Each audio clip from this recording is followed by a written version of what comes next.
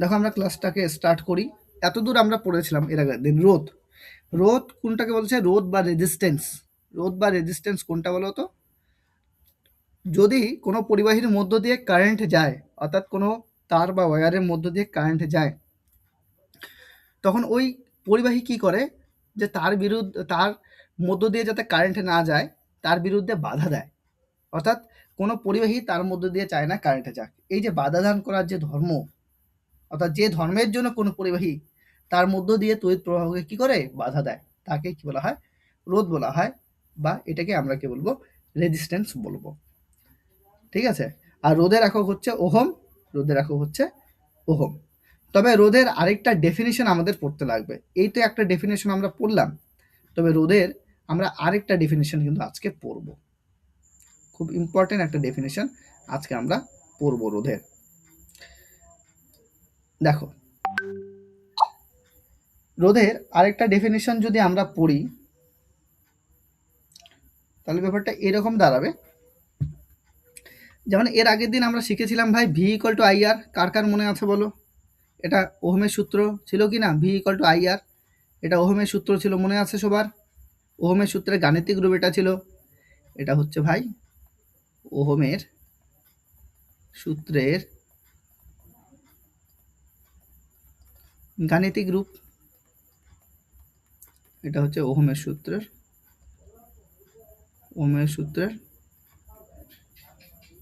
গাণিতিক রূপ।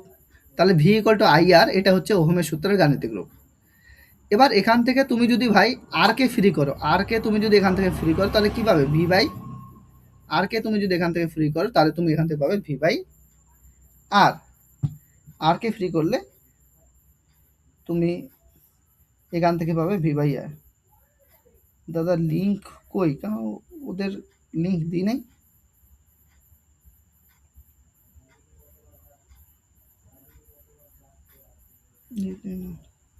এক মিনিট দাঁড়াও তো ভাই, ওরা লিঙ্ক চাচ্ছে, কিন্তু লিঙ্ক তো আমি পাঠালাম।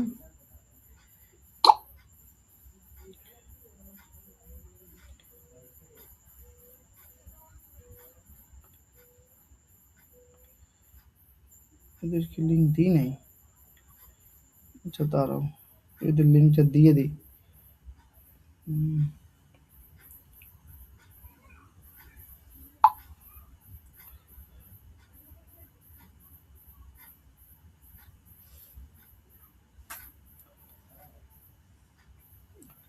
দেখো, তাহলে V equal to I R, V by I equal to R.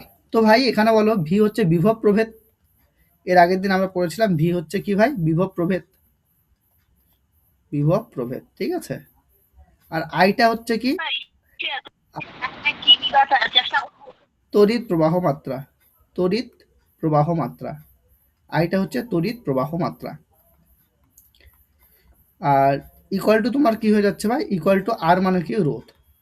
তো এখান থেকে বলো তো রোধের আরেকটা ডেফিনেশন আমরা পাই না, যে বিভব প্রভেদ আর তড়িৎ প্রবাহ মাত্রার অনুপাত, যেটা বিভব প্রভেদ আর তড়িৎ প্রবাহ মাত্রার অনুপাতকে কি বলা হবে? রোধ বলা হবে। তা রোধের আরেকটা ডেফিনেশন তোমাদের জানতে লাগবে। এক তো ডেফিনেশন তোমরা জানলে, যে কোনো পরিবাহীর মধ্য দিয়ে যদি কারেন্ট যায়, তাহলে ওই পরিবাহী কি করে? সেই কারেন্ট প্রবাহের বিরুদ্ধে বাধা প্রদান করে, এটাকে রোধ বলে। এই একটা ডেফিনেশন। আরেকটা ডেফিনেশন হচ্ছে কোন বিভব প্রভেদ আর তড়িৎ প্রবাহ মাত্রার অনুপাতকে, বিভব প্রভেদ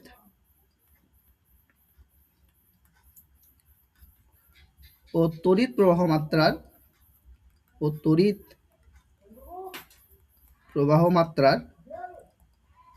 বিভব প্রভেদ ও তড়িৎ প্রবাহ মাত্রার অনুপাতকে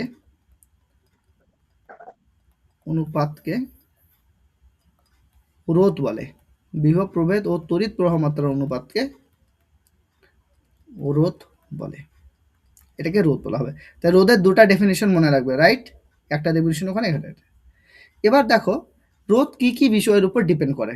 কোনো পরিবাহীর মধ্যে রোধ, অর্থাৎ কোনো পরিবাহীর মধ্যে দিয়ে যখন কারেন্ট যাবে, তখন সেই পরিবাহীটা কারেন্ট প্রবাহকে বাধা দেবে। এবার প্রশ্ন হচ্ছে কি পরিমাণ বাধা দেবে? বেশি পরিমাণ বাধা দেবে নাকি কম পরিমাণ বাধা দেবে? অর্থাৎ বাধা দান করার পরিমাণটা কত, সেটা কতগুলো ফ্যাক্টরের উপর ডিপেন্ড করে। কি কি ফ্যাক্টরের উপর ডিপেন্ড করে? এক তো হচ্ছে উপাদান। কেন? যেমন সিলভারের ক্ষেত্রে কি হয়? সিলভারের ক্ষেত্রে এর মধ্য দিয়ে যখন কারেন্ট যাবে এর বাধা দান করার ক্ষমতাটা কম হয়। সিলভারের ক্ষেত্রে এর মধ্য দিয়ে যখন কারেন্ট যাবে এর বাধা দান করার ক্ষমতাটা কি বললাম, কম হয়। তার জন্য সিলভারের মধ্য দিয়ে ইজিলি কারেন্ট যেতে পারে। ওই জন্য সিলভার হচ্ছে কারেন্ট প্রবাহের জন্য উত্তম একটা পরিবাহী, খুব ভালো একটা পরিবাহী, বেস্ট একটা কন্ডাক্টর আমরা বলবো সিলভারকে, ঠিক আছে। কিন্তু এই কেসটা যদি আমরা তামার ক্ষেত্রে বলি, তামার ক্ষেত্রে যদি বলি, তামার ক্ষেত্রে কি হবে, এর মধ্যে দিয়ে কারেন্ট যাবে, বাট সিলভারের মতো অত বেশি পরিমাণে এবং অত ফাস্ট যেতে পারবে না। এর থেকে কি প্রমাণ হয় যে তামার ক্ষেত্রে বাধা দান করার ক্ষমতাটা বেশি। তার মানে বলো, প্রত্যেকটা উপাদানের বা প্রত্যেকটা পরিবাহীর কি মধ্য দিয়ে কি একই পরিমাণ কারেন্ট যাবে নাকি আলাদা আলাদা পরিমাণ কারেন্ট যাবে? কারো বাধা দান করার ক্ষমতাটা বেশি, কারো বাধা দান করার ক্ষমতাটা কম। তাহলে কোনো পরিবাহীর মধ্য দিয়ে কি পরিমাণ কারেন্ট যাবে সেটা কি ওই পরিবাহীর রোধের উপর ডিপেন্ড করছে। আর রোধ কি, রোধ কার উপর ডিপেন্ড করছে, রোধ ডিপেন্ড করছে উপাদানের উপর। ওই পরিবাহীটা কোন উপাদানে তৈরি, সিলভার দ্বারা তৈরি, তামা দ্বারা তৈরি, লোহা দ্বারা তৈরি নাকি অন্য কোনো উপাদানে তৈরি, তার উপরে ডিপেন্ড করছে। তাহলে এই যে পয়েন্টটা তোমরা ভাই দেখতে পাচ্ছ যে কোনো পরিবাহী রোধ কার উপরে ডিপেন্ড করে, ওই পরিবাহী উপাদানের উপর ডিপেন্ড করে।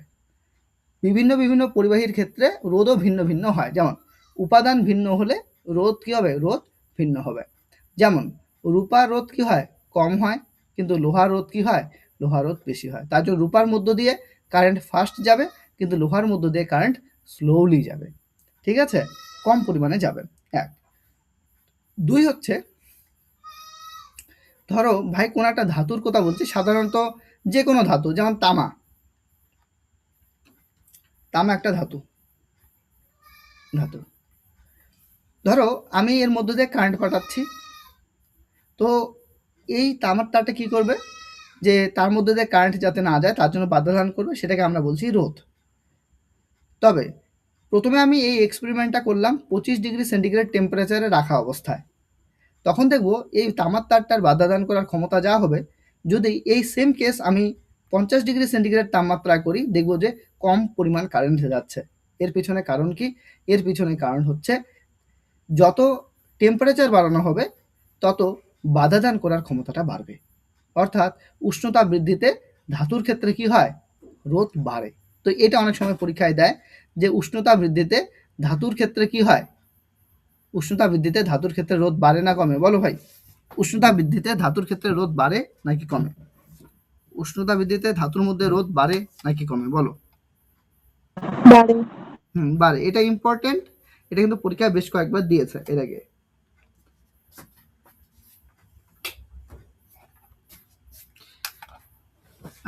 নেক্সট হচ্ছে, যদি আমরা এটা অর্ধপরিবাহীর ক্ষেত্রে দেখি, অর্ধপরিবাহীর মধ্যে যেমন ধর সিলিকন, সিলিকনের ক্ষেত্রে সেম কেস যদি আমরা করি, এর মধ্যে দিয়ে কারেন্ট পাঠাচ্ছি, প্রথমে আমি চেক করলাম 25°C টেম্পারেচারে সিলিকনের মধ্যে কারেন্ট পাঠালাম, তারপরে দেখলাম ওটাকে 50°C টেম্পারেচারে আমি সিলিকনের মধ্যে দিয়ে কারেন্ট পাঠাচ্ছি, কিন্তু সেক্ষেত্রে কেসটা উল্টা হয়ে যাবে। কি হবে, সিলিকনের ক্ষেত্রে টেম্পারেচার বৃদ্ধিতে তার মধ্য দিয়ে তড়িৎ প্রবাহটা বেশি হবে, অর্থাৎ বাধা দান করার ক্ষমতাটা কমবে। তার মানে সিলিকনের ক্ষেত্রে কি হবে, সিলিকনের ক্ষেত্রে উষ্ণতা বাড়লে রোধ কমে, অর্থাৎ সিলিকন কি, সিলিকন একটা অর্ধপরিবাহী। তাহলে পরিবাহীর ক্ষেত্রে কি হয়, অর্ধপরিবাহীর ক্ষেত্রে কি হয় সেটা তোমাকে মনে রাখতে লাগবে। পরিবাহীর ক্ষেত্রে কি হয়, উষ্ণতা বৃদ্ধির সাথে সাথে রোধ বাড়ে, আর অর্ধপরিবাহীর ক্ষেত্রে কি হয়, উষ্ণতা বৃদ্ধির সাথে সাথে রোধ কমে। তাহলে সামারিটা কি হলো, সামারিটা ভাই এরকম হচ্ছে, যদি আমরা বলি পরিবাহী, পরিবাহীর ক্ষেত্রে, পরিবাহী এর ক্ষেত্রে হবে এরকম যে উষ্ণতা তুমি বাড়াচ্ছ, উষ্ণতা তুমি বৃদ্ধি করছো, তার জন্য কি হবে, রোধ বৃদ্ধি পাবে। আর অর্ধপরিবাহীর ক্ষেত্রে কি হবে, অর্ধপরিবাহীর ক্ষেত্রে কি হবে, তুমি যদি উষ্ণতা বৃদ্ধি করো তখন রোধটা কি হবে, রোধটা কমবে। এই দুটা ডেটা কিন্তু তোমাদের খুব ভালো মতো মনে রাখতে লাগবে। তাহলে উষ্ণতার উপর রোধ ডিপেন্ড করে, এটা আমরা একটা পেলাম। আরেকটা বিষয় জানবে, সেটা কীরকম, দেখো যদি আমি এরকম ব্যাপারটা বলি, এই একটা আমি তার নিচ্ছি বা পরিবাহী নিচ্ছি, তো এই পরিবাহীর ক্ষেত্রে প্রস্থচ্ছেদটা এটা প্রস্থচ্ছেদ মানে ওটার মোটাটা কতখানি এটা। তো এই এরিয়াটা আমি ধরলাম ভাই 5 mm স্কোয়ার, 5 মিলিমিটার স্কোয়ার। আমি আরেকটা পরিবাহী নিচ্ছি যার ক্ষেত্রে এই প্রস্থচ্ছেদের ক্ষেত্রফলটা বেশি, যার ক্ষেত্রে এই প্রস্থচ্ছেদের ক্ষেত্রফলটা কি নিচ্ছি, বেশি নিচ্ছি। এটাকে আমি নিলাম 10 মিলিমিটার স্কোয়ার। তো ভাই বলো যে কার মধ্য দিয়ে ইজিলি কারেন্ট যেতে পারবে? দেখা যায় পরিবাহী যত মোটা হবে, অর্থাৎ প্রস্থচ্ছেদের যত ক্ষেত্রফল যত বেশি হবে, তার মধ্য দিয়ে ইজিলি কারেন্ট যেতে পারবে। কেন? একটা ভালো এক্সাম্পলের সাহায্যে আমি তোমাদের বলি। ধরো এটা একটা সরু গলি, এই একটা সরু গলি, এটা হচ্ছে একটা চওড়া গলি। এই গলিটা আমি চওড়া গলি নিলাম, আর এটা হচ্ছে আমি একটা সরু গলি নিলাম। আমি কি করলাম, এই সরু গলির মধ্য দিয়ে 50 জনকে পাঠিয়ে দিলাম দৌড়ানোর জন্য। তো 50 জন যদি দৌড়াতে থাকে, তাহলে বলো তো ভাই 50 জন যখন দৌড়ে দৌড়ে যাবে এখান থেকে এখানে, তখন কি অত সহজে যেতে পারবে? নাকি একজন আরেকজনের গায়ে ধাক্কা লাগবে? একজন আরেকজনের গায়ে ধাক্কা লাগবে। তখন আলটিমেটলি কি, ওরা এই প্রান্ত থেকে এই প্রান্ত আসলেও আসতে কিন্তু টাইম লাগাবে, প্লাস আসতে অসুবিধা হবে। বাট যদি আমি একটা চওড়া গলির মধ্যে 50 জনকে ছেড়ে দিই, তাদেরকে বলি এক প্রান্ত থেকে আরেক প্রান্তে যেতে ওই গলির, তাহলে কিন্তু ওরা অতটা বেশি কষ্ট করবে না, বা অতটা বেশি একজনের সাথে আরেকজনের কলিশন বা ধাক্কা লাগবে না। তার জন্য ওর কি ইজিলি এবং অনেক ফাস্ট এই প্রান্ত থেকে এই প্রান্তে এসে পৌঁছাতে পারবে। পারবে কি পারবে না? পারবে। তো তুমি ভাই ধরো এক একজন, এই 50 জন ব্যক্তির কথা বললাম, এই 50 জন ব্যক্তির প্রত্যেকটা এক একটা আধান, এক একটা চার্জ। আমি কি বললাম, পরিবাহীর মধ্য দিয়ে কি যায়, চার্জ যায়। তো চার্জ যত চওড়া হবে রাস্তা, অর্থাৎ পরিবাহীটা যত মোটা হবে, তার মধ্য দিয়ে চার্জ ইজিলি যেতে পারবে। আর পরিবাহী যত সরু হবে, তার মধ্য দিয়ে যখন চার্জ বা আধান যাবে, তখন তাদের মধ্যে কলিশন হবে, সহজে যেতে পারবে না, কারণ জায়গা ছোট, যেতে লাগছে অনেকজনকে। আর যখন রাস্তাটা বড় হবে, তখন জায়গায় অনেক, যেতে লাগছে কম জনকে। তো কোন ক্ষেত্রে ওরা সহজে গিয়ে এক জায়গা থেকে আরেক জায়গায় গিয়ে পৌঁছাবে ভাই? ব্যাপারটা বুঝতে পারলে? তাহলে বলো তো, তার মোটা হলে বেশি পরিমাণ কারেন্ট যেতে পারবে, নাকি তার সরু হলে বেশি পরিমাণ কারেন্ট যেতে পারবে? কেউ আমাকে বলো, তার মোটা হলে বেশি পরিমাণ কারেন্ট যেতে পারবে, নাকি তার সরু হলে বেশি পরিমাণ কারেন্ট যেতে পারবে? সরু হলে। সরু হলে বেশি পরিমাণ কারেন্ট যাবে? মানে কোন ক্ষেত্রে বেশি যাবে, কোন ক্ষেত্রে কম পরিমাণ যাবে বলো?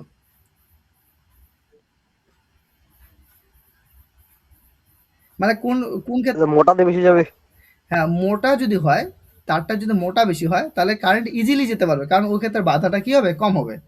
আর তার যদি শুরু হয়, সেই ক্ষেত্রে কারেন্ট যেতে বাধা বেশি পাবে, আর বাধা বেশি পাওয়া মানে কম পরিমাণে কারেন্ট যাবে। তো যাই হোক, তার মানে প্রস্থচ্ছেদের ক্ষেত্রফলের উপর ডিপেন্ড করে। ঠিক আছে?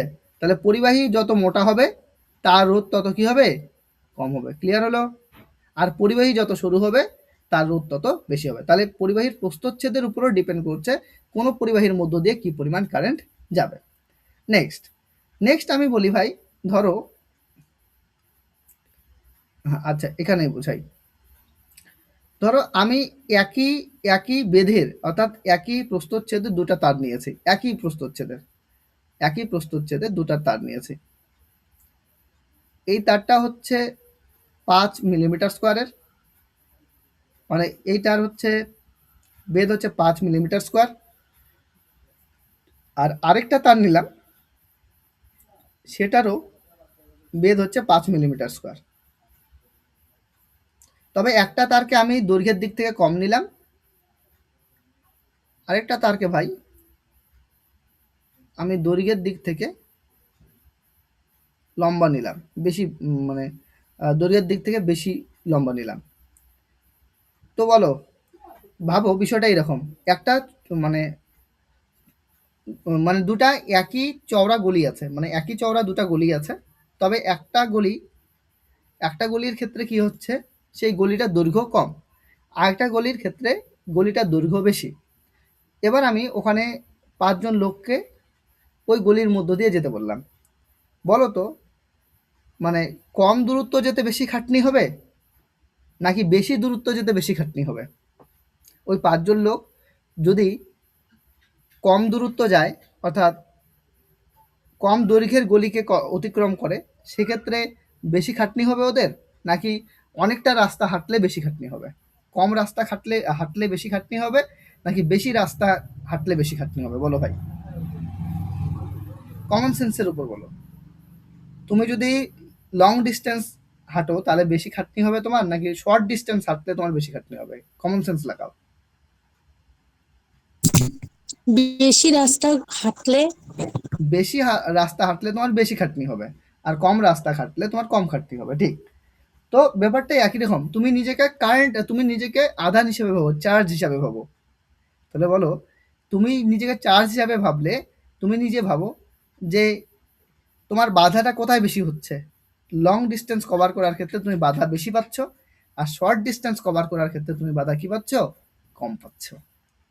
অর্থাৎ কোনো পরিবাহীর মধ্য দিয়ে কারেন্ট অর্থাৎ কোনো পরিবাহীর মধ্য দিয়ে কারেন্ট যাওয়ার সময় কি পরিমাণ বাধা প্রাপ্ত হবে, সেই বিষয়টা ডিপেন্ড করে পরিবাহীর দৈর্ঘ্যের উপরে, অর্থাৎ তারের দৈর্ঘ্যের উপরে। তারের দৈর্ঘ্য যদি বেশি হয় তাহলে বাধা বেশি হবে, তারের দৈর্ঘ্য যদি কম হয় তাহলে বাধা কম হবে। তাহলে এখান থেকে আমরা কি বুঝলাম? এখান থেকে আমরা যেটা বুঝলাম, যদি যদি পরিবাহীর দৈর্ঘ্য কি হয়, যদি দৈর্ঘ্য বেশি হয় ভাই, তাহলে বাধা বেশি বাধার সম্মুখীন হবে, অর্থাৎ রোধ বাড়বে। আর যদি দৈর্ঘ্যটা কম হয় তাহলে সেক্ষেত্রে কম বাধার সম্মুখীন হবে, সেক্ষেত্রে রোধটা কি হবে? রোধটা কিন্তু কমবে। তাহলে বলো, তুমি যদি বেশি কারেন্ট ফ্লো করাতে চাও তাহলে তোমাকে কি করতে লাগবে? মোটা টাইপের কি নিতে লাগবে? তার নিতে লাগবে, কিন্তু দৈর্ঘ্যের দিক থেকে কি করতে লাগবে? কম যাতে হয়। তাহলে ওই ক্ষেত্রে তুমি বেশি কারেন্টে যেতে পারবে, তাই কি না? তাড়াতাড়ি কারেন্ট যাবে এবং বেশি কারেন্টে যাবে, এই কেসটা কিন্তু হবে। তো যাই হোক, এটাই এখানে লেখা আছে। কার উপর ডিপেন্ড করে? পরিবাহীর দৈর্ঘ্যের উপর ডিপেন্ড করে। পরিবাহীর দৈর্ঘ্য বাড়লে রোধ কি হয়? বাড়ে। তাহলে কোনো পরিবাহীর রোধ কটা বিষয়ের উপর ডিপেন্ড করে বলো? আর কি কি বিষয়ের উপর ডিপেন্ড করে? 4টা বিষয়ের উপর ডিপেন্ড করে। পরিবাহী রোধ কটা বিষয়ের উপর ডিপেন্ড করে? পরিবাহী রোধ 4টা বিষয়ের উপর ডিপেন্ড করে। এক তো হচ্ছে উপাদান, 2 হচ্ছে টেম্পারেচার, 3 হচ্ছে লেন্থ, 4 হচ্ছে ক্রস সেকশন, অর্থাৎ প্রস্থচ্ছেদের ক্ষেত্রফলের উপর কিন্তু ডিপেন্ড করে। এতদূর পর্যন্ত ক্লিয়ার হয়েছে কিনা বলো? যারা রেগুলারলি ক্লাস করছো তারা এতদূর পর্যন্ত ক্লিয়ারলি বুঝতে পেরেছো কিনা বলো? কারো কোনো সমস্যা?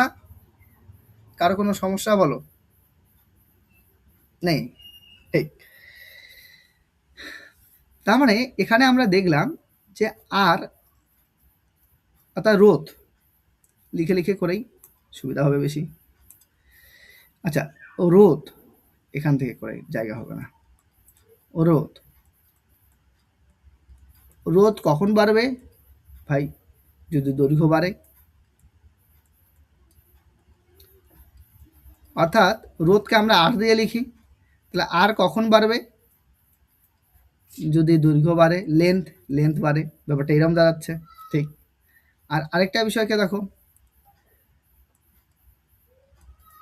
রোধ কখন বাড়বে? যদি প্রস্থচ্ছেদের ক্ষেত্রফল কি হয়? কম হয়।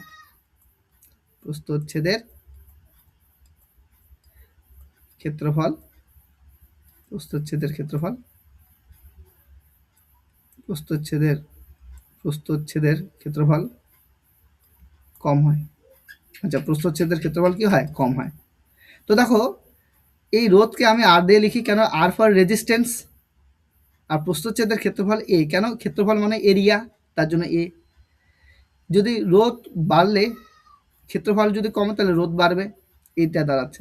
তো দেখো, এটা বৃদ্ধির সাথে এটা বৃদ্ধি পাচ্ছে, এটা যখন হ্রাস পাবে তখন এটাও হ্রাস পাবে। অর্থাৎ এদের মধ্যে কি সমানুপাতিক সম্পর্ক না ব্যস্তানুপাতিক সম্পর্ক? কেউ আমাকে বলো, এদের মধ্যে রোধ আর দৈর্ঘ্যের মধ্যে সমানুপাতিক সম্পর্ক নাকি ব্যস্তানুপাতিক সম্পর্ক? বলো, সমানুপাতিক সম্পর্ক না ব্যস্তানুপাতিক? যদি দৈর্ঘ্য বাড়ে রোধ বাড়বে, দৈর্ঘ্য কমলে রোধ কমবে। সমানুপাতিক সম্পর্ক নাকি সমানুপাতিক? হ্যাঁ, সমানুপাতিক সম্পর্ক। তার জন্য এটাকে লিখবো আর ভ্যারিজেস এল, আর ভ্যারিজেস এল, অর্থাৎ সমানুপাতিক সম্পর্ক। এখানে বলো তো সমানুপাতিক সম্পর্ক নাকি ব্যস্তানুপাতিক সম্পর্ক? যদি ক্ষেত্রফল কমে তাহলে রোধ বাড়বে, ক্ষেত্রফল বাড়লে রোধ কমবে, মানে একটা বাড়ার সাথে আরেকটা কমছে। বিপরীত রিলেশনে আছে, তাহলে এটা ব্যস্তানুপাতিক সম্পর্ক নাকি সমানুপাতিক সম্পর্ক বলো? ব্যস্তানুপাতিক।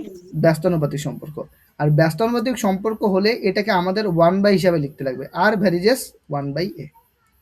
1/, যখন ব্যস্তানুপাতিক আসবে 1/, হিসাবে আসবে, ঠিক? এবার এই দুটাকে আমাদের এখানে করতে লাগবে কম্বাইন। এই দুটাকে আমরা এখানে কি করব?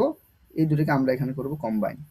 যদি এই দুটাকে কম্বাইন করে দিই, এখানে আর এখানে আর, সো আমরা এখানে লিখবো হচ্ছে আর, কি লিখবো? এখানে লিখবো হচ্ছে আর। ভ্যারিজেস ভ্যারিজেস, সো আমরা এখানে লিখবো ভ্যারিজেস। এবার কি করতে লাগে?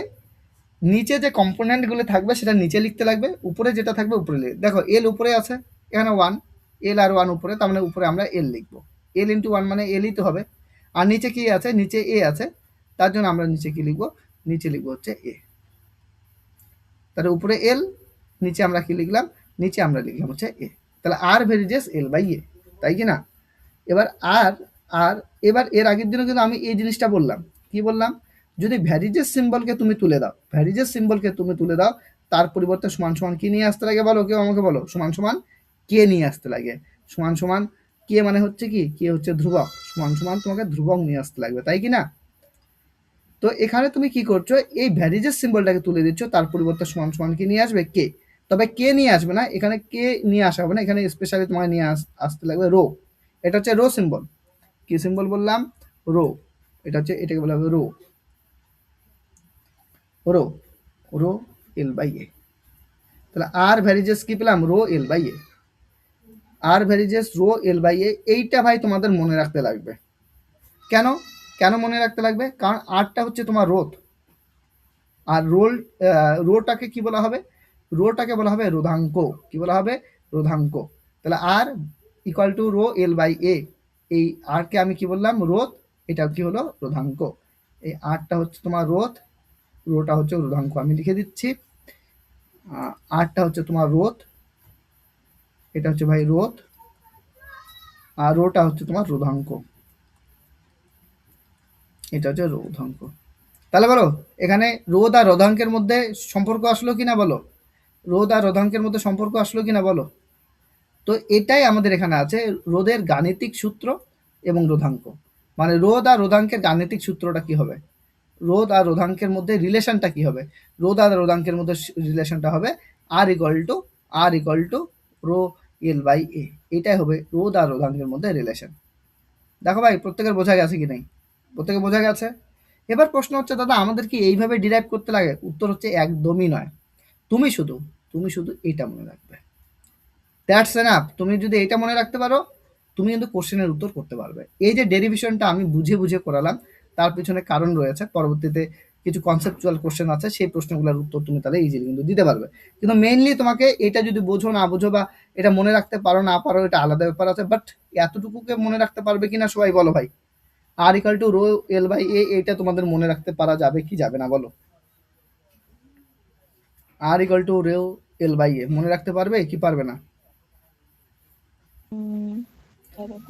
হ্যাঁ পারবে, রাইট, ঠিক।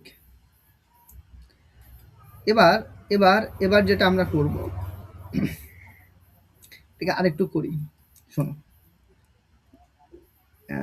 এখানে তো আরেকটু করব, কিন্তু জায়গা কোথায়? হ্যাঁ জায়গা নাই, তো আমি এটা নিয়ে নিই, একটা পেজ নিয়ে নিই, দাঁড়াও। ইনসার্ট এ পেজ,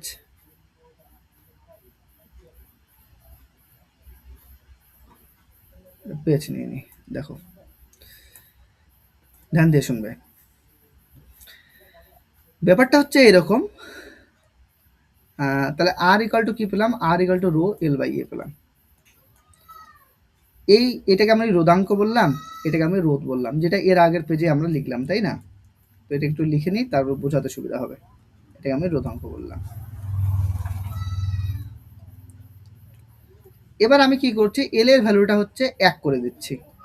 এল এর ভ্যালু 1 মানে, এল এর ভ্যালু 1 মানে ধরো আমি 1 মিটার দৈর্ঘ্যের একটা তার নিলাম,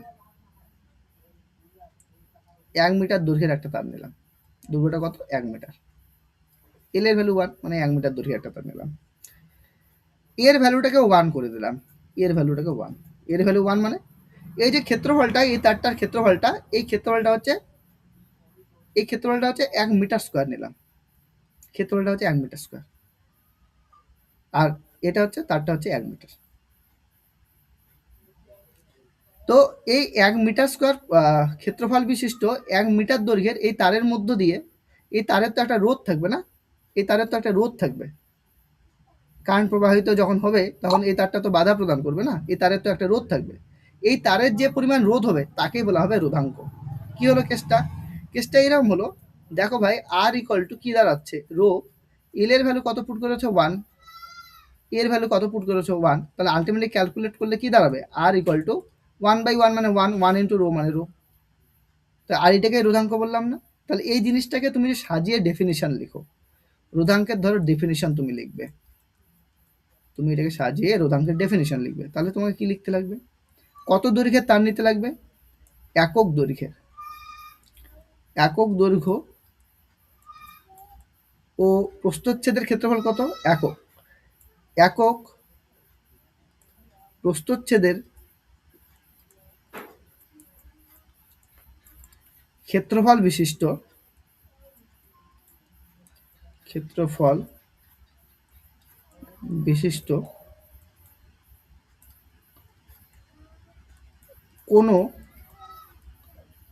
তারের, তার বললে ভুল হবে, আমরা তো সায়েন্স পড়ছি না, পরিবাহী, কোনো পরিবাহীর রোধকে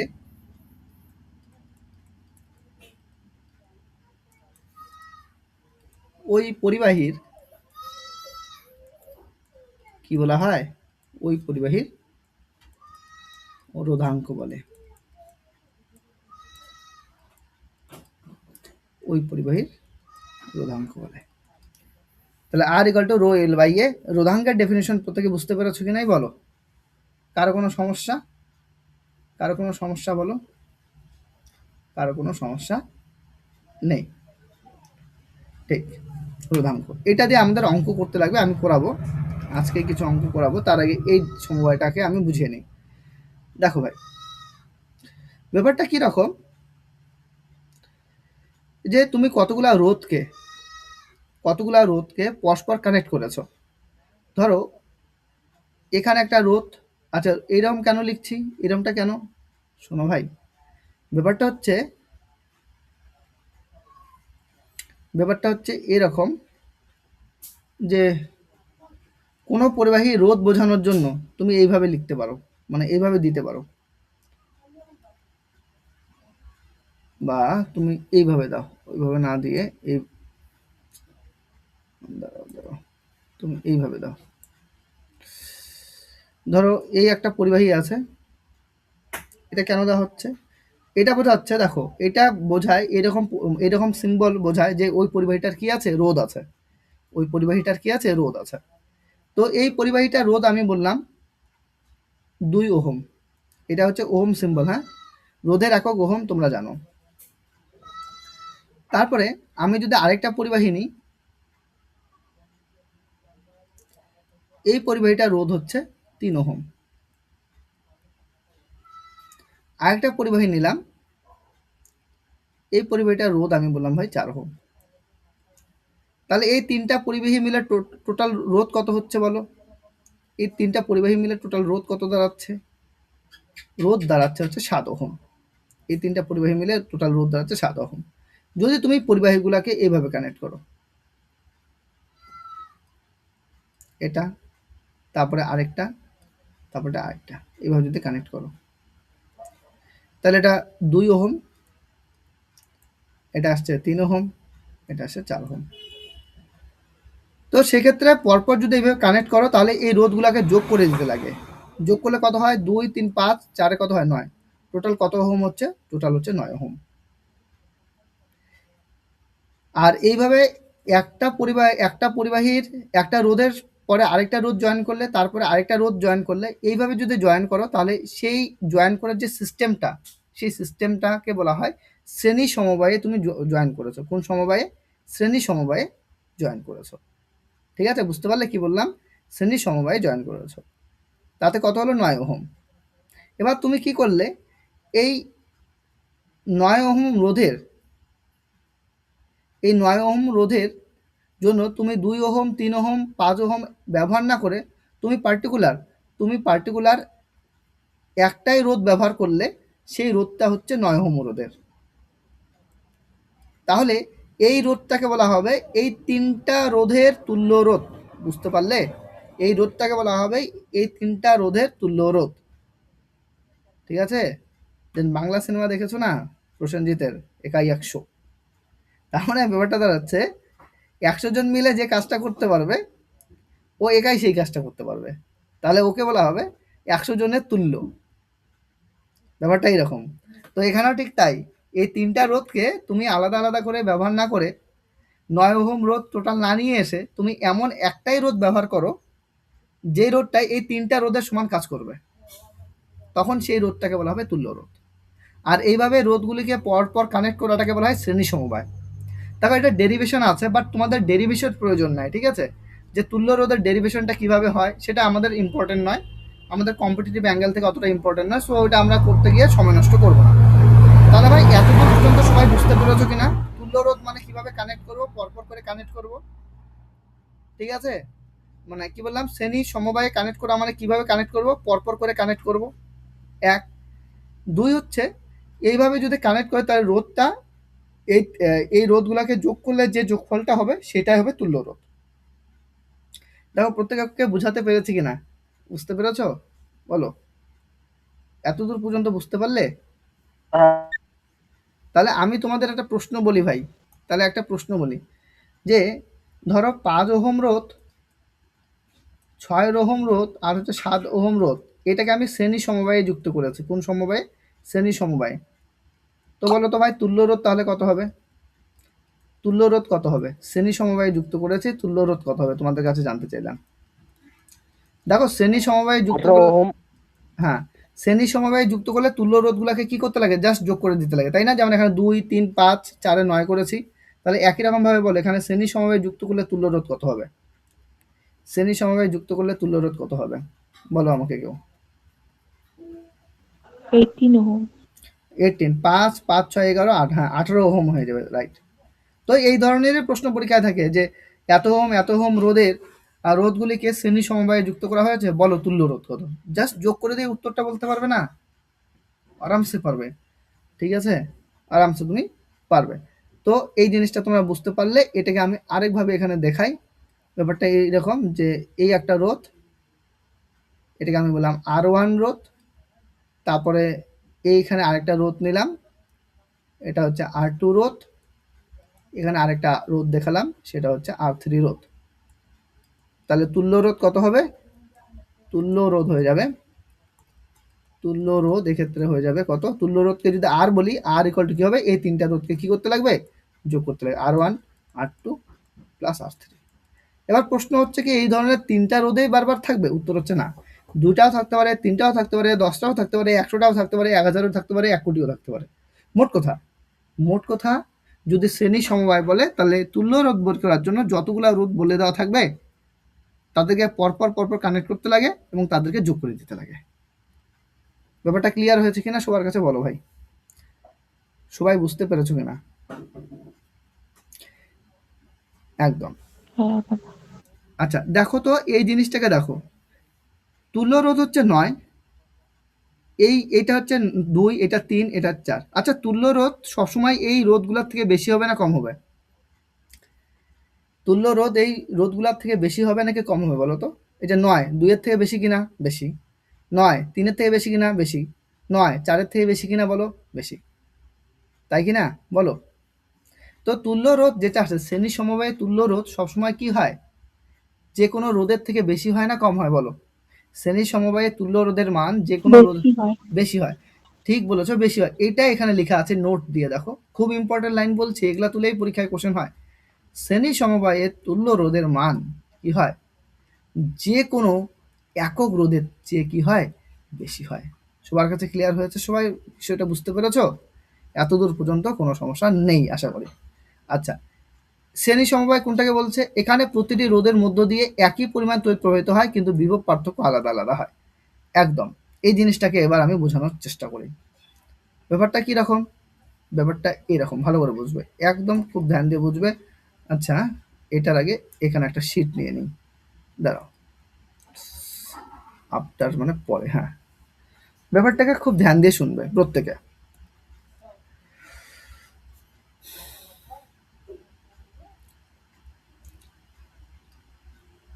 এই একটা রোধ নিলাম ভাই,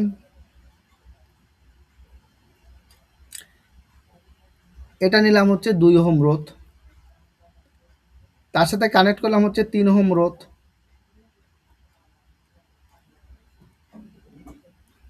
3 ওহম রোধ ভাই, তার সাথে কানেক্ট করলাম হচ্ছে 4 ওহম রোধ। তাহলে এটা কোন সমবায় বলো, একটু আমাকে ক্লিয়ার করো সবাই, কোন সমবায়ে কানেক্ট করেছি ভাই?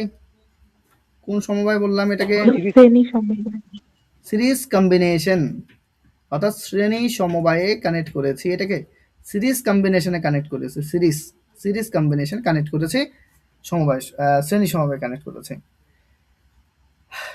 তো এবার আমি বলছি এর মধ্য দিয়ে কারেন্টে যাচ্ছে কি পরিমাণ, এর মধ্যে দিয়ে কারেন্টে যাচ্ছে হচ্ছে, এর মধ্য দিয়ে কারেন্টে যাচ্ছে আমি ধরে নিলাম 5 অ্যাম্পিয়ার। কত অ্যাম্পিয়ার কারেন্ট পাঠাচ্ছি? 5 অ্যাম্পিয়ার। মনে আছে তড়িৎ প্রবাহ মাত্রার একক হচ্ছে অ্যাম্পিয়ার, এর আগের ক্লাসগুলোতে করিয়েছিলাম। তড়িৎ প্রবাহ মাত্রার একক হচ্ছে, তড়িৎ প্রবাহ মাত্রা তার একক কি? তড়িৎ প্রবাহ মাত্রার একক হচ্ছে অ্যাম্পিয়ার, তাই না? তো এর মধ্যে দিয়ে কত কারেন্টে যাচ্ছে? 5 ওহম, 5 অ্যাম্পিয়ার কারেন্টে যাচ্ছে। আচ্ছা, এই ওহমের সূত্রটা তোমাদের মনে আছে? V equal two IR, V equal two IR, অর্থাৎ তড়িৎ প্রবাহ মাত্রার সাথে, তড়িৎ প্রবাহ মাত্রার সাথে তুমি যদি রোধকে গুণ করে দাও তাহলে কি পাবে? কার ভ্যালু পাবে? ভি এর ভ্যালু পাবে। তো প্রথমটার ক্ষেত্রে দেখো আই এর ভ্যালু কত? প্রথমটার ক্ষেত্রে আই এর ভ্যালু 5, ভালো কথা, 5। আচ্ছা, অ্যাম্পিয়ার না লিখলেও চলবে, 5 আমি বললাম 5। আর আর এর ভ্যালু কত প্রথমটার ক্ষেত্রে? প্রথম রোধটার ক্ষেত্রে আর এর ভ্যালু কত? 2। তাহলে 5 আর 2 গুণ করলে কত হচ্ছে? 5 গুণ 10। তাহলে বলো তো এইটার ক্ষেত্রে এই প্রান্তটা এই প্রান্তের মধ্যে বিভব পার্থক্য কত দেখাচ্ছে? এখানে ভি এর ভ্যালু কত দেখাচ্ছে বলো আমাকে? এখানে ভি এর ভ্যালু কত দেখাচ্ছে বলো? এখানে ভি এর ভ্যালু কত আসলো? 5 দুগুণ, 5 দুগুণ কত হয়ে যাচ্ছে ভাই? 10 ভোল্ট, 10 ভোল্ট, 10 ভোল্ট, তাই কি না? আচ্ছা, এইটার ক্ষেত্রে বলো তো, পরেরটার ক্ষেত্রে বলো তো, এখানে বিভব পার্থক্য কত? এখানে ভি এর ভ্যালু কত দেখাচ্ছে বলো তো? কত ভোল্ট দেখাচ্ছে এখানে ভি এর ভ্যালু বলো? এর মধ্যে দিয়ে কত কারেন্ট যাবে ভালো করে বুঝো। এই যে 5 অ্যাম্পিয়ার কারেন্ট যাচ্ছে, তো এর মধ্যে দিয়ে 5ই যাবে, এর মধ্যে দিয়েও 5 অ্যাম্পিয়ার যাবে, মানে মোট কথা এই ক্ষেত্রেও 5 অ্যাম্পিয়ার কারেন্ট যাচ্ছে, এর মধ্যে দিয়েও 5 অ্যাম্পিয়ার কারেন্ট যাচ্ছে কিন্তু। তাহলে এটার ক্ষেত্রে কত আসবে বলো? 3 5 15, 15। এটা কত আসবে? 4 5 20। ব্যাপারটা বুঝতে পারলে? এটাতে 20 ভোল্ট। দেখো ব্যাপারটা আরেকটু তোমাদের আমি ক্লিয়ার করে দিই, এই জিনিসটা ক্লিয়ার করতেই লাগবে, তা নাহলে অনেক সমস্যায় পড়বে। কীরকম আমি তোমাদের বলি, প্রথমে একটা তুমি মোটা পাইপ লাগিয়েছো জল যাওয়ার জন্য, তার সাথে তুমি একটা সরু পাইপকে কানেক্ট করলে, ভালো কথা। তারপরে তুমি আহ, আরেকটা মোটা পাইপকে কানেক্ট করেছো, মানে আলাদা আলাদা বেঁধে। তারপর ধরো আরেকটা এর থেকে আরেকটা একটা সরু আরেকটু সরু পাইপকে কানেক্ট করেছো। তাহলে বলো তো তুমি এর মধ্যে দিয়ে যদি জল পাস করো, তাহলে ধরো এর মধ্যে দিয়ে তুমি 100 লিটার জল পাস করলে, তাহলে ভাই 100 লিটার জল তো এর মধ্য দিয়েও যাবে, এর মধ্য দিয়েও যাবে, এর মধ্য দিয়েও যাবে, এর মধ্য দিয়ে গিয়ে তবেই না এখানে বালতিতে 100 লিটার জল আসবে, তাই কিনা বলো? তাই আসবে কিনা বলো? এর মধ্য দিয়ে 100 লিটার গেলে এর মধ্যে দিয়ে 100 লিটার যাবে, এর মধ্যে দিয়ে 100 লিটার, এর মধ্যে দিয়ে 100 লিটার যাওয়ার পরে তো এটা 100 লিটার জল ভরতে হবে ভাই, নাকি হবে না বলো আমাকে? হবে তো? হবে কি না? ক্লিয়ার হলো কি না বলো? হবে তো? হবে। তার মানে এর মধ্য দিয়ে যে পরিমাণ জল যাচ্ছে, মধ্য দিয়ে সেই পরিমাণ জল যাচ্ছে, এর মধ্য দিয়েও সেই পরিমাণ যাচ্ছে, এর মধ্য দিয়েও সেই পরিমাণ যাচ্ছে, তা জলের পরিমাণটা কি হয়ে যাচ্ছে? সেম। অর্থাৎ এই ক্ষেত্রে এইটাকে এর সাথে কানেক্ট করো, তড়িৎ প্রবাহটা কত হচ্ছে? সেম, একই থাকবে, তড়িৎ প্রবাহটা একই থাকবে যেহেতু এইভাবে কানেক্ট করেছো। তো এখানে তড়িৎ প্রবাহটা কি থাকে? সেম থাকে। ডিফারেন্ট কি হয়? ডিফারেন্ট কি হয় বলো তো? তড়িৎ প্রবাহ মাত্রাটা সেম, কিন্তু ডিফারেন্ট কি হয়? ভোল্টেজ ডিফারেন্ট হচ্ছে। দেখো এখানে 10, এখানে 15, এখানে 20 হয়েছে কিনা? তাহলে শ্রেণী সমবায়ের ক্ষেত্রে তোমরা আমাকে বলো কি সেম থাকে, কি ডিফারেন্ট হয়? শ্রেণী সমবায়ের ক্ষেত্রে কি সেম থাকে কি ডিফারেন্ট হয় একটু আমাকে বলো। সেম কি থাকে সেটা একটু বলো, ডিফারেন্ট কি হয় সেটা আমাকে একটু বলো ভাই, বলো। বুঝতে পারলে অবশ্যই বলতে পারবে, বুঝতে পারলে অবশ্যই বলতে পারবে, বলো ভাই। সেম কি হয়, সেম কি হয়? এখানে 5, এখানেও 5 যাচ্ছে, এখানেও 5 যাচ্ছে। তড়িৎ প্রবাহ দাদা হচ্ছে। অ্যাম্পিয়ার। অ্যাম্পিয়ারটা কি? ওটা তো একক। ওই যে রাশিটা কি? রাশিটা হচ্ছে তড়িৎ প্রবাহ মাত্রা। কারেন্ট, তড়িৎ প্রবাহ মাত্রাটা সেম, তাই না? আর ডিফারেন্ট কি হয়? ডিফারেন্ট হচ্ছে বিভব প্রভেদ। ডিফারেন্ট হচ্ছে বিভব প্রভেদ। এই কোশ্চেনগুলো পরীক্ষায় হয় ভাই। দেয় যে শ্রেণী সমবায়ের ক্ষেত্রে কি একই থাকে কি ডিফারেন্ট হয়। শ্রেণী সমবায়ের ক্ষেত্রে সেম থাকবে যে তড়িৎ প্রবাহ মাত্রা, আর শ্রেণী সমবায়ের ক্ষেত্রে ডিফারেন্ট হবে হচ্ছে বিভব প্রভেদ। তড়িৎ প্রবাহ মাত্রা হবে সেম, ডিফারেন্ট হবে হচ্ছে বিভব প্রভেদ। দেখো সবাইকে আমি বোঝাতে পেরেছি কিনা বিষয়টা, বিষয়টা সবার কাছে বোধগম্য হয়েছে? বিষয়টা সবার কাছে বোধগম্য হয়েছে বলো আমাকে। আচ্ছা, তারপর দেখো, এবার আমরা আরেকটা জিনিসকে দেখব। ধরো ভাই এরকম, আচ্ছা আমি পাইপের এক্সাম্পলটা আগে দিই তাহলে বুঝতে পারবে, সুন্দরভাবে বুঝতে পারবে। ধরো ভাই এখানে একটা পাইপ কানেক্ট করেছি, এবার এখান থেকে একটা সরু পাইপ তুলে দিয়েছি, তারপর এখান থেকে একটা সরু পাইপ কানেক্ট করে দিয়েছি, ঠিক? তারপর এখান থেকে আরেকটা সরু পাইপ কানেক্ট করে দিয়েছি। ছবিটা একটু কেমন হলো? পাইপ এরকম হয় নাকি? আচ্ছা এখানে একটা, দাঁড়াও, কি হচ্ছে, ছবি আঁকা যাচ্ছে না, মুশকিল তো। সরু পাইপ কানেক্ট করে দিয়েছি, সরু পাইপ।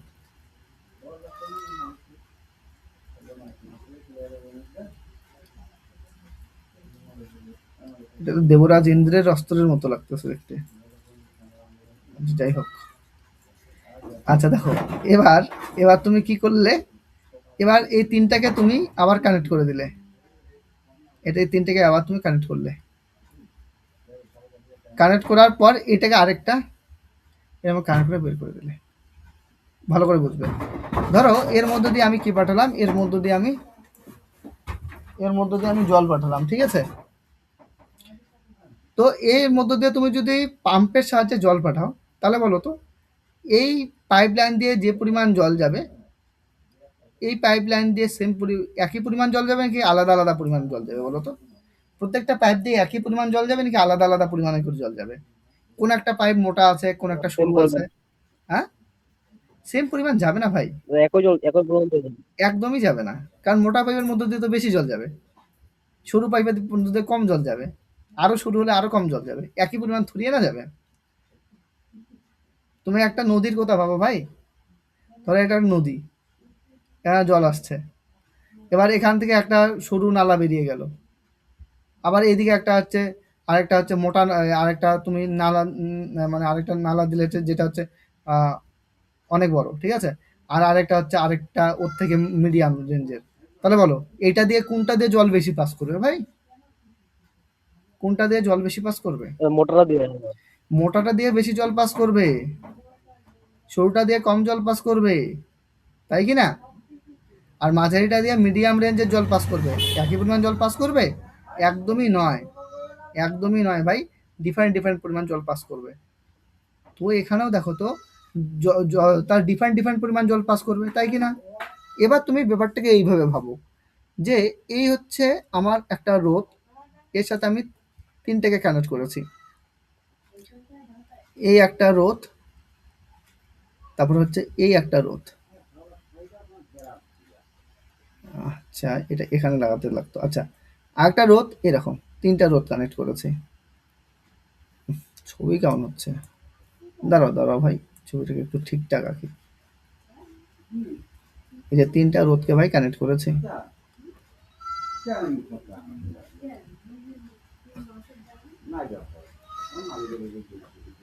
এই একটা কানেক্ট করেছে, ঠিক আছে? তো বলো ভাই, এর মধ্য দিয়ে যে পরিমাণ জল যাচ্ছে ওই জলটা তিনটা তিনটা পাইপের মধ্যে ডিফারেন্ট ডিফারেন্ট পরিমাণে জলে ভাগ হয়ে গেল। ঠিক একইরকম ভাবে এখান থেকে যদি আমি আই কারেন্ট পাঠাই, এখান থেকে যদি আই কারেন্ট পাঠাই, আই তড়িৎ প্রবাহ পাঠাই, তাহলে কি আই তড়িতে এর মধ্যে দিয়ে যাবে নাকি আলাদা আলাদা পার্টে ভাগ হয়ে যাবে? আলাদা আলাদা পার্টে ভাগ হয়ে যাবে। ধরলাম এর মধ্যে দিয়ে I1 পরিমাণ কারেন্ট যাচ্ছে, এর মধ্য দিয়ে I2 পরিমাণ কারেন্টে যাচ্ছে, আর এর মধ্য দিয়ে ভাই I3 পরিমাণ কারেন্টে যাচ্ছে। প্রত্যেকটার মধ্য দিয়ে আলাদা আলাদা পরিমাণে কারেন্ট যাচ্ছে। এর মধ্যে দিয়ে I1, এর মধ্যে দিয়ে I2, আর এর মধ্যে দিয়ে I3 পরিমাণ কারেন্টে যাচ্ছে। বোঝা গেল? I1, I2 আর এর মধ্য দিয়ে I3 পরিমাণ কারেন্ট যাচ্ছে। এবার এবার ব্যাপারটাকে দেখো, এবার এখানকার আর এখানটার দেখো তো ভাই, এর আগের দিন আমি বলেছিলাম, এই এক্সাম্পলটা মনে আছে তোমাদের? এই এক্সাম্পলটা মনে করার চেষ্টা করো।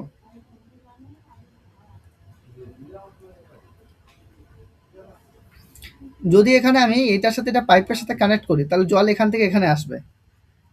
তো যদি এদের মধ্যে উচ্চতার ডিফারেন্স আমি করি, মানে একটাকে যদি উপরে নিয়ে যাই আর একটাকে নিচে নিয়ে আসি, তাহলে কি জলের স্পিডটা এর মধ্যে দিয়ে কি বাড়বে না? পাইপের মধ্যে দিয়ে বাড়বে।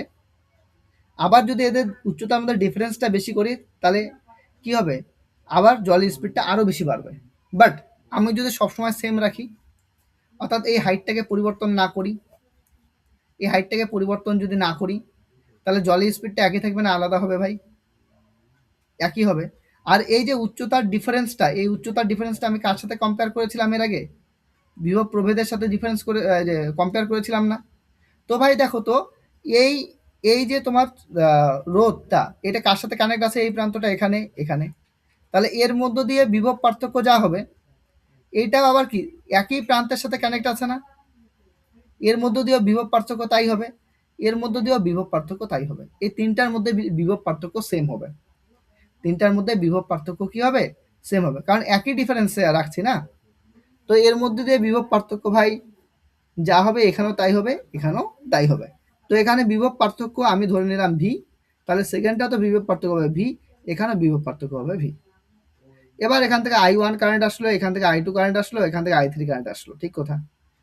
এখানে এখানে এই রোধটাকে আমি বলছি R1 রোধ, এই রোধটাকে বলছি আমি R2 রোধ, এখান থেকে এই রোধটাকে আমি বলছি R3 রোধ। আবার দেখো তো, এখান থেকে I কারেন্ট গেল, এদিক থেকে I2 কারেন্ট গেল, এদিক থেকে I3 কারেন্ট গেল, গিয়ে আলটিমেটলি এখানে I1, I2 আর I3 আবার মিলিত হচ্ছে না? আবার যদি মিলিত হয়, টোটাল কত কারেন্ট হবে? দেখো, I কারেন্ট ভেঙে গিয়ে I1, I2, I3 হয়েছে। আবার যদি I1, I2, I3 কারেন্ট একসাথে জুড়ে যায়, তাহলে আবার I কারেন্ট হবে না? আবার এই দিক দিয়ে কত কারেন্ট বেরিয়ে যাবে? I কারেন্ট বেরিয়ে যাবে। ব্যাপারটা কি বোঝা গেল? তাহলে এখানে ডিফারেন্ট কি হচ্ছে বলো? এখানে ডিফারেন্ট কি হচ্ছে? এখানে ডিফারেন্ট হচ্ছে কি, তড়িৎ প্রবাহ মাত্রাগুলো ডিফারেন্ট হয়ে যাচ্ছে না? দেখো তো, এখানে I1, I2, I3 ডিফারেন্ট হলো কি না? কিন্তু বিভব পার্থক্য কি হচ্ছে? সেম। এখানেও ভি, এখানেও ভি, এখানেও ভি। তাহলে এক্ষেত্রে সেম কি হবে, ডিফারেন্ট কি হবে আমাকে বলো? সেম কি হবে, ডিফারেন্ট কি হবে? সেম কি হবে, ডিফারেন্ট কি হবে? কোন জিনিসটা সেম হবে, কোনটা ডিফারেন্ট হবে বলো আমাকে কেউ। সেম হবে ভাই ভোল্টেজ, অর্থাৎ বিভব পার্থক্য হবে সেম। বিভব পার্থক্য হবে এক্ষেত্রে সেম, বিভব পার্থক্য হবে সেম। কিন্তু ডিফারেন্ট কি হবে? এক্ষেত্রে ডিফারেন্ট যেটা আসবে সেটা হবে তোমার, কি বললাম, আই আই ভেঙে গিয়ে তো I1, I2, I3 আলাদা আলাদা হয়ে গেছে না? তড়িৎ প্রবাহ মাত্রা ডিফারেন্ট হবে, তড়িৎ প্রবাহ মাত্রা ডিফারেন্ট, এটা ডিফারেন্ট হবে। বোঝা গেল? তো এই যে সমবায়টা, এই সমবায়টাকে বলা হবে সমান্তরাল সমবায়। কোন সমবায় বলা হবে? সমান্তরাল সমবায়। তাহলে একটা আমরা বললাম শ্রেণী সমবায়, আরেকটা বললাম সমান্তরাল সমবায়। শ্রেণী সমবায়ের ক্ষেত্রে কি হয় ভাই? শ্রেণী সমবায়ের ক্ষেত্রে এটা শ্রেণী সমবায়, এখানে আমরা যেটা পড়বো সেটা হচ্ছে সমান্তরাল সমবায়। তো দেখো, সমান্তরাল সমবায়ের ক্ষেত্রে তাহলে ডায়াগ্রামটা কেমন হবে? সমান্তরাল সমবায়ের ক্ষেত্রে আমরা ডায়াগ্রামটা ভাই এরকম আঁকবো। এভাবে যদি কানেক্ট করা হয়, তাহলে এই সমবায়টাকে আমরা বলবো সমান্তরাল সমবায়।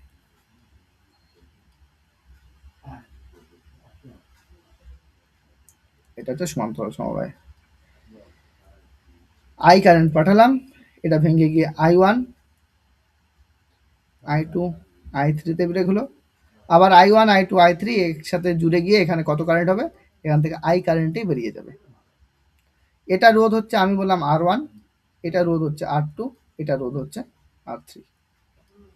তবে যেহেতু মানে প্রত্যেকটা রোধের প্রান্তগুলি একই টার্মিনালের মধ্যে লাগানো আছে, তার জন্য এখানে বিভব পার্থক্য যেটা হবে, সেকেন্ড রোধের মধ্যে বিভব পার্থক্য তাই হবে, থার্ড রোধের মধ্যে বিভব পার্থক্য একই হবে।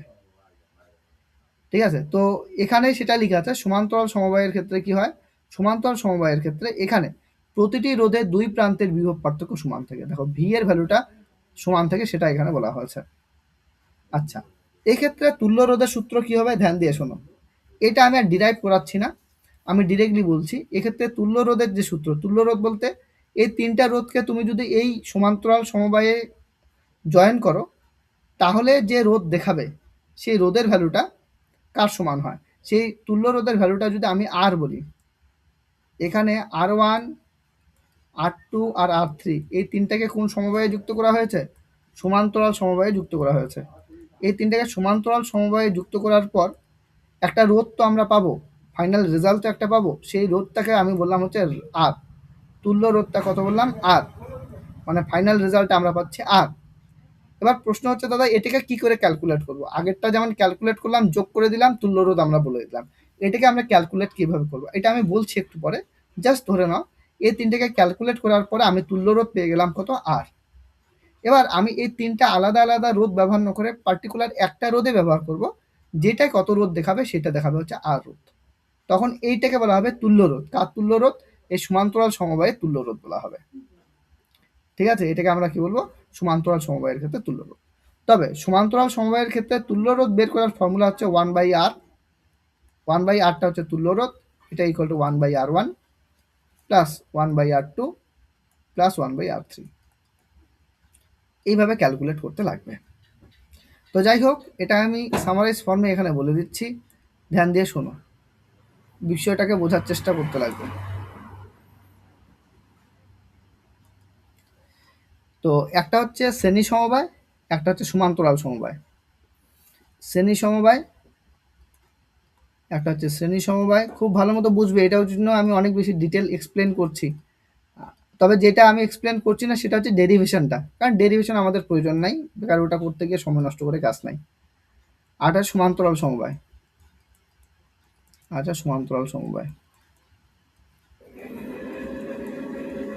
শ্রেণী সমবায়ের ক্ষেত্রে রোধগুলা কেমন করে যুক্ত করা থাকবে, শ্রেণী সমবায়ের ক্ষেত্রে রোধগুলা যুক্ত করা থাকবে পরপর পরপর যুক্ত করা থাকবে এরকম। এটা শ্রেণী সমবায়ের ক্ষেত্রে যুক্ত করা থাকবে রোধগুলা এরকম পরপর।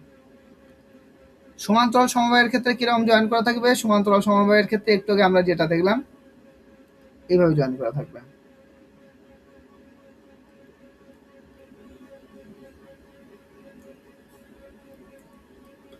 শ্রেণী সমবায়ের ক্ষেত্রে সেম কি থাকবে, শ্রেণী সমবায়ের ক্ষেত্রে সেম থাকবে হচ্ছে তোমার কি বললাম, কি সেম থাকবে, তড়িৎ প্রবাহ মাত্রা আই, তড়িৎ প্রবাহ মাত্রা আই থাকবে সেম। ডিফারেন্ট কি হবে, ডিফারেন্ট হবে ভোল্টেজ, ভোল্টেজ ভি। আর এক্ষেত্রে সেম কি থাকবে, এক্ষেত্রে সেম থাকবে হচ্ছে ভোল্টেজ।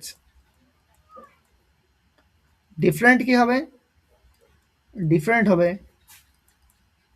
তড়িৎ প্রবাহ মাত্রা, তড়িৎ প্রবাহ মাত্রা এটা হবে ডিফারেন্ট, তড়িৎ প্রবাহ মাত্রা এটা হবে ডিফারেন্ট। শ্রেণী সমবায়ের ক্ষেত্রে তুল্য রোধ বের করার ফর্মুলা, তুল্য রোধ, তুল্য রোধ আর যদি বের করতে চাই এটা ধরো R1, এটা R2, এটা হচ্ছে R3। তাহলে তুল্য রোধ বের করার জন্য কিছুই না, জাস্ট তোমাকে এই রোধগুলোকে পরপর যোগ করে দিতে লাগবে, তাহলে তুমি তুল্য রোধ পেয়ে যাবে, রাইট। আর সমান্তরাল সমবায়ের ক্ষেত্রে ধরো তুল্য রোধ হচ্ছে আর, তুল্য রোধ হচ্ছে আর, সেক্ষেত্রে তোমার তুল্য রোধ বের করার ফর্মুলা কি হবে, 1/R equal to 1/R1 plus 1/R2 plus plus 1/R3। বিষয়টাকে আরেকটু ভালো করে বোঝানোর জন্য আমরা আরেকটা স্লাইড নিয়ে নিই, দাঁড়াও শোনো, আমি বিষয়টাকে ভালো মতো বোঝানোর জন্য বলছি। ধরো আমি তিনটা রোধ নিলাম, একটা হচ্ছে 2 ওহম, একটা 3 ওহম, একটা রোধ নিলাম হচ্ছে 4 ওহম। এই তিনটা রোধকে একবার আমি জয়েন করেছি শ্রেণী সমবায়ে,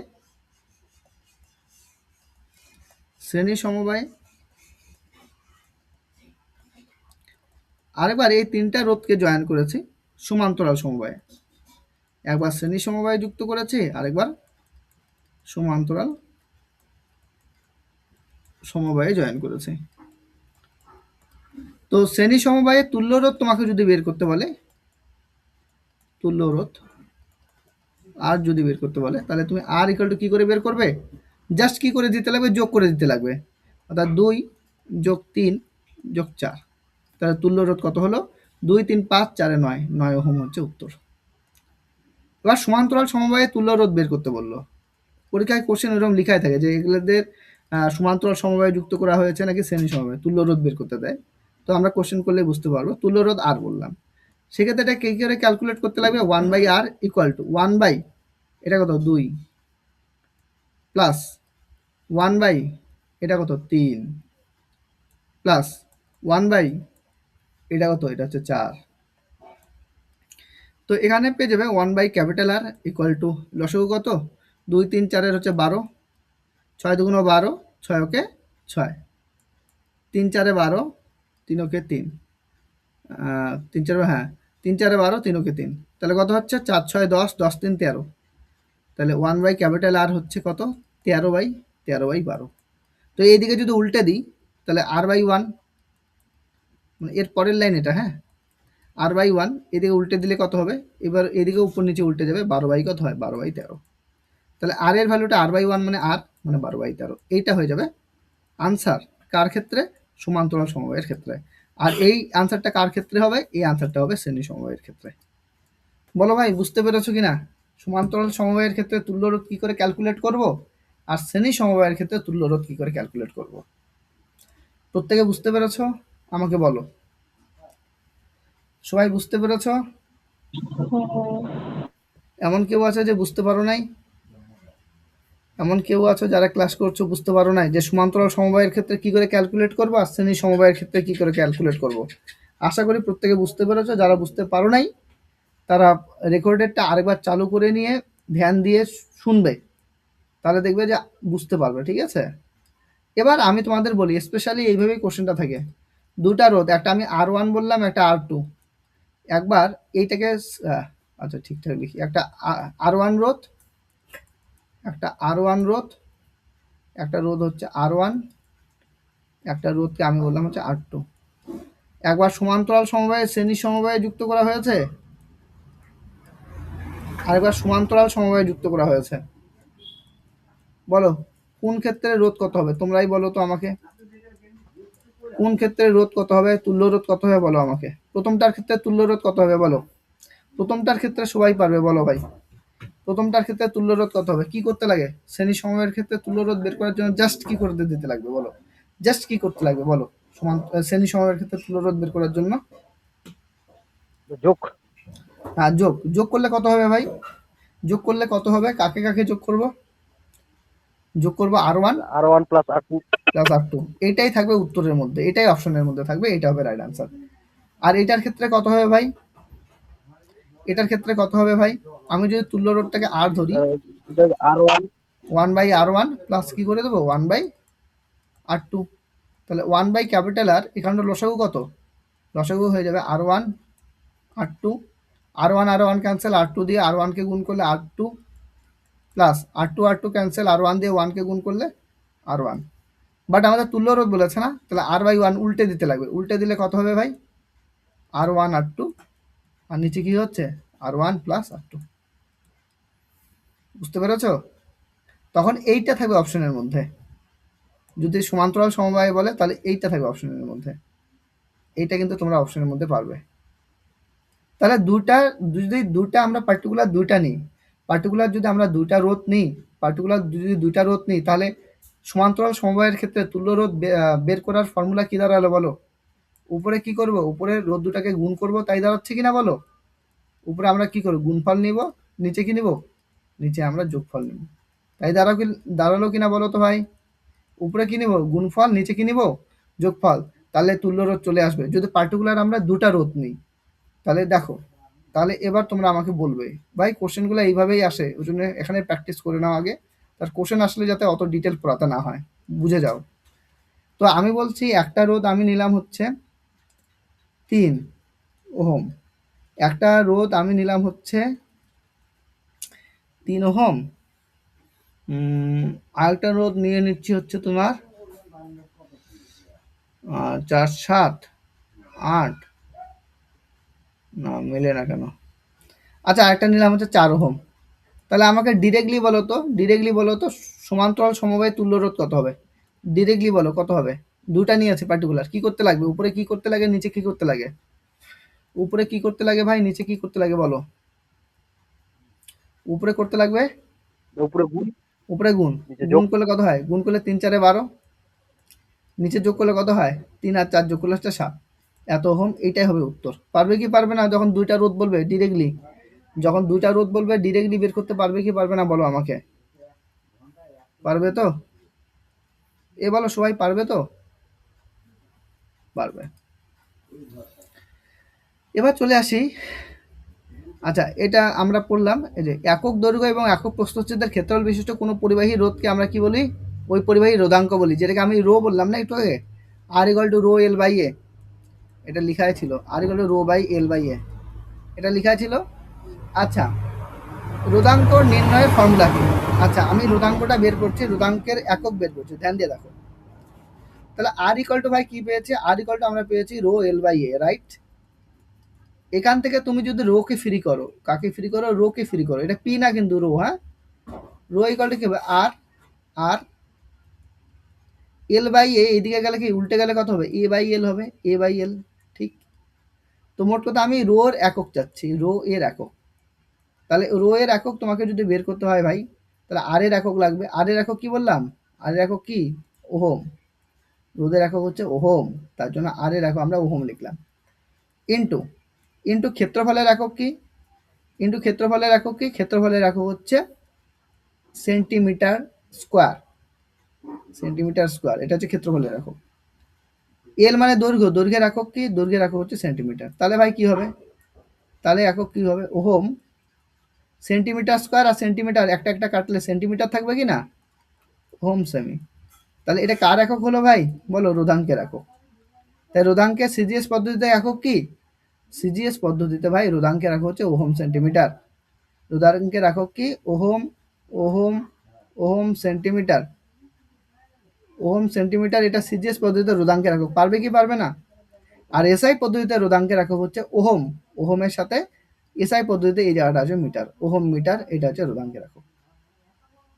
আচ্ছা রূপা রোধাঙ্ক সবচেয়ে কম, তার জন্য সবচেয়ে ভালো পরিবাহী। এই কোশ্চেনটা পরীক্ষায় আসে যে নিম্নলিখিত কোন পরিবাহীটা রোধাঙ্ক সবচেয়ে কম, তখন কিন্তু অপশনের মধ্যে রূপা পাবে। হ্যাঁ রূপা, রূপা না পেলে পাবে হচ্ছে সিলভার, এটাকে সিলভার বলে, সিলভার, সিলভার, সিলভার পাবে, ঠিক? আচ্ছা নাইক্রোম তারের রোধাঙ্ক তামার তারের চেয়ে কত গুণ বেশি বলো? 60 গুণ বেশি। তাই এটা কোথায় ব্যবহার করা হয়? তাই এটা হিটারে ব্যবহার করা হয়। কেন হিটারে ব্যবহার করে সেটা আমি বলছি। দেখো যে জিনিসটা রোদ বেশি সেটা বেশি বাধা দেবে, আর যে জিনিসটা যে বেশি বাধা দেবে সেটা বেশি গরম হবে, তো বেশি গরম হয়ে যাবে। তো নাইক্রোম তার বেশি গরম হবে, আর হিটারে ব্যবহার করলে তাহলে কি বেশি হিট হবে। এই জন্য হিটারে আমরা নাইক্রোম তারকে ব্যবহার করি। এটা আরো ভালো বুঝতে পারো যখন আমি জুলস ল পড়াবো তখন। আপাতত এত দূরে মনে রাখো। তারপর দেখো পরিবাহিতা, পরিবাহিতা রোধের রোধের বিপরীত রাশি হচ্ছে পরিবাহিতা। রোধের বিপরীত রাশিকে আমি কি বলবো? রোধের বিপরীত রাশি হচ্ছে পরিবাহিতা। কেন বিপরীত? কি কারণে বিপরীত? পরিবাহিতা, দেখো রোধ কথার অর্থ হচ্ছে বাধা, আর পরিবাহিতা মানে পরিবহনে সাহায্য করা, ব্যাপারটা এইরকম। অর্থাৎ যদি রোধ বেশি হয় তাহলে কম তড়িৎ প্রবাহিত হবে, রোধ বেশি হলে কম তড়িৎ প্রবাহিত হবে, বা রোধ কম হলে বেশি তড়িৎ প্রবাহিত হবে। তাহলে বলো রোধ আর পরিবাহিতার মধ্যে সমানুপাতিক সম্পর্ক নাকি ব্যস্তানুপাতিক সম্পর্ক? বলো ভাই, রোধ আর পরিবাহিতার মধ্যে সমানুপাতিক সম্পর্ক নাকি ব্যস্তানুপাতিক সম্পর্ক? রোধ আর পরিবাহিতার মধ্যে ব্যস্তানুপাতিক সম্পর্ক, রাইট? তো রোধ বাড়লে পরিবাহিতা কমবে, রোধ কমলে পরিবাহিতা কমবে। তো রোধের যে বিপরীত রাশি, রোধের বিপরীত রাশিকে কি বলা হবে? পরিবাহিতা বলা হবে। আচ্ছা, রোধের একক কি পড়লাম? রোধের একক আমরা কি জানি? রোধের একক আমরা জানি ওহম। তাহলে পরিবাহিতার একক কি হবে? পরিবাহিতার একক কি হবে? দেখো, পরিবাহিতার একককে কি করা হয়েছে? উল্টা দিক থেকে লেখা হয়েছে। এই যে এম আগে লিখেছে, তারপরে এইচ, তারপর এইচ লিখেছে, তারপর ও লিখেছে। মোট কথা হচ্ছে ওহমের উল্টা দিক থেকে লেখা হয়েছে ভাই। ব্যাপারটাকে বুঝতে পারলে? M H O, M H O, mho, এটা লেখা হয়েছে। এই মো বা এটারই আরেক নাম হচ্ছে সিমেন্স। এটার আরেক নাম হচ্ছে সিমেন্স। ও, পার দিয়ে না লিখি, এখানে তো পার লিখলে তো পরে বুঝবো যে মো পার সিমেন্স বাব্বা। অথবা অথবা অথবা লিখে দিই, অথবা এটারই আরেক নাম হচ্ছে সিমেন্স। এটা পরীক্ষায় আসে। তাহলে পরিবাহিতার একক কি ভাই বলো? পরিবাহিতার একক হচ্ছে সিমেন্স। এটা মনে রাখতে লাগবে। আচ্ছা, যেমন রোধের একক, রোধের বিপরীত হচ্ছে পরিবাহিতা, ঠিক একই রকম ভাবে রোধাঙ্কের বিপরীত হচ্ছে পরিবাহিতাঙ্ক। রোধাঙ্কের বিপরীত আমরা কি নিব? রোধাঙ্কের বিপরীত হবে পরিবাহিতাঙ্ক। পরিবাহিতাঙ্ক হচ্ছে কার বিপরীত? পরিবাহিতাঙ্ক। পরিবাহিতাঙ্ক পরিবাহিতাঙ্ক পরিবাহিতাঙ্ক কার বিপরীত? পরিবাহিতাঙ্ক হচ্ছে রোধাঙ্কের বিপরীত। তো রোধাঙ্কের বিপরীত হচ্ছে পরিবাহিতাঙ্ক, আর রোধের বিপরীত হচ্ছে পরিবাহিতা। মনে থাকবে কিনা বলো এই পয়েন্টটা আর এই পয়েন্টটা? বলো, রোধের বিপরীত হচ্ছে পরিবাহিতা আর রোধাঙ্কের বিপরীত হচ্ছে পরিবাহিতাঙ্ক। ক্লিয়ার হলো কিনা বলো? পারবে? আচ্ছা, রোধাঙ্কের একক কি পড়েছি? রোধাঙ্কের একক কি পড়েছি বলো? রোধাঙ্কের একক আমরা পড়েছি ওহম মিটার, আজকে পড়ছি কিন্তু। তাহলে পরিবাহিতাঙ্কের কি একক কি হবে? পরিবাহিতাঙ্ক। এটার একক হয়ে যাবে এইরকম, এই যে ওহমের জায়গাটা এমএইচও হয়ে যাবে উল্টা দিক থেকে, আর মিটারের জায়গাটা মিটারে থাকবে। ঠিক আছে? তারপরে তাপমাত্রা বাড়লে রোধ বাড়ে কিন্তু পরিবাহিতা কমে যায়। সিম্পল হিসাব। যদি তাপমাত্রা বাড়ে রোধ বাড়ে। রোধ মানে কি? বাধা বেশি দেবে, আর বাধা যদি বেশি দেয় তাহলে কম কারেন্ট প্রবাহিত হবে, অর্থাৎ পরিবাহিতা কমে যাবে। তাহলে তাপমাত্রা বাড়লে রোধ বাড়ে কিন্তু পরিবাহিতা কমে যায়। দেখো ভাই, তোমাদের এই পার্টটা কমপ্লিট হয়ে গেল। মানে চলতরিৎ কমপ্লিট হয় না, মানে চলতরিতের মেইন যে পার্টটা সেটা কমপ্লিট হয়ে গেল। এবার আমাদের অন্যান্য পার্ট আসবে এরপরে। দেখো, এতদূর পর্যন্ত এই 3টা ক্লাসের মধ্যে কনসেপ্ট ক্লিয়ার হয়েছে কিনা আমাকে একটা মানে রিয়াল কথা বলবে। যদি কনসেপ্ট ক্লিয়ার হয় তাহলে বলবে দাদা হ্যাঁ কনসেপ্ট ক্লিয়ার হচ্ছে, যদি না হয় তাহলে সেটাও বলবে যে কনসেপ্ট ক্লিয়ার হচ্ছে না। কেন কি? এই 3টা ক্লাসের উপর বেস করেই পরবর্তী ক্লাসগুলো ভাই আসবে। এই যে 3টে ক্লাস তোমাদের করালাম এর উপর বেস করেই পরবর্তী ক্লাসগুলো আসবে। যদি এই 3টে ক্লাস না গ্রিপ করতে পারো তার পরের ক্লাসে একটু সমস্যাই আছে। তার জন্য বলো, যারা রেগুলারলি ক্লাস করছো এই 3টে ক্লাস ঠিক আছে? বুঝতে পেরেছো কি বুঝতে পারো নাই বলো? হ্যাঁ দাদা। হ্যাঁ, তাহলে এই 3টা ক্লাসকে তোমরা রেকর্ডেডটা দেখবে। দেখার পরে আমি তাহলে নেক্সট দিন থেকে আবার, কালকে তো ক্লাস হবে না, সোমবার ক্লাস হবে, সোমবার এর পরে আগাবে। আর 2টা থেকে 3টা ক্লাস লাগবে, বুঝতে পারছো? একটা বড় একটা পার্ট তোমরা কমপ্লিট করছো, এটার 2টা থেকে 3টা ক্লাস লাগবে। এটা সেভ করে নিলাম।